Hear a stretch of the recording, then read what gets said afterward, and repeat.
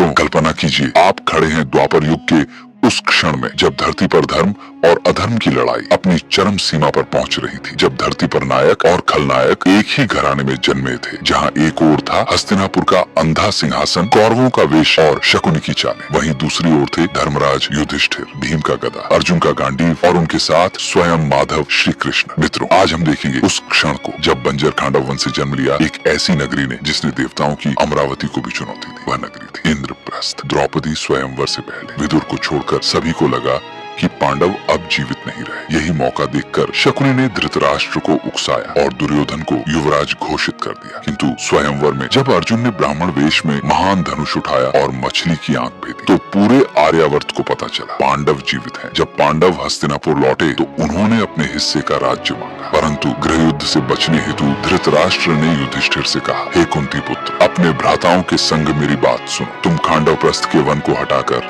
अपने लिए एक नगरी का निर्माण करो ताकि तुम में और मेरे पुत्रों में कोई अंतर न रहे। खांडव वन एक शापित और भयानक वन जहाँ तक्षक, नाग और असुर निवास करते थे। अग्निदेव ने अर्जुन और कृष्ण से सहायता मांगी और तब आरंभ हुआ भयानक दाह। कृष्ण ने सुदर्शन चक्र उठाया, अर्जुन ने अपने दिव्य बाणों से आकाश को ढक दिया ताकि इंद्र की वर्षा भी अग्नि को न बुझा सके। देवताओं के साथ युद्ध हुआ और विजय मिली अर्जुन कृष्ण को। इसके परिणाम स्वरूप अर्जुन को मिला गांडीव धनुष और दिव्य रथ और श्री कृष्ण को प्राप्त हुआ सुदर्शन चक्र। इसके बाद देवताओं ने भी पांडवों की सहायता की। देवशिल्पी विश्वकर्मा और मय दानव ने मिलकर रची एक ऐसी नगरी जो स्वर्ग से भी अधिक भव्य थी। चारों ओर ऊंची ऊंची दीवारें, सागर सी चौड़ी खाई, गगनचुंबी द्वार, सोने चांदी से सजे महल और उद्यान जिनमें असंख्य पुष्प और फल फूल खिले थे। हर मार्ग चौड़ा और सुरक्षित, हर दीवार पर शस्त्र और प्रहरी, हर द्वार गरुड़ के पंखों सा विस्तृत। वह नगरी मानो धरती पर उतरा हुआ दूसरा स्वर्ग थी और इसी कारण उसका नाम पड़ा इंद्रप्रस्थ। जब नगरी तैयार हुई तो पांडवों ने श्री कृष्ण, व्यास और सभी महारथियों की उपस्थिति में भव्य गृह प्रवेश और यज्ञ का आयोजन किया। चारों दिशाओं से व्यापारी आए, ब्राह्मण और विद्वान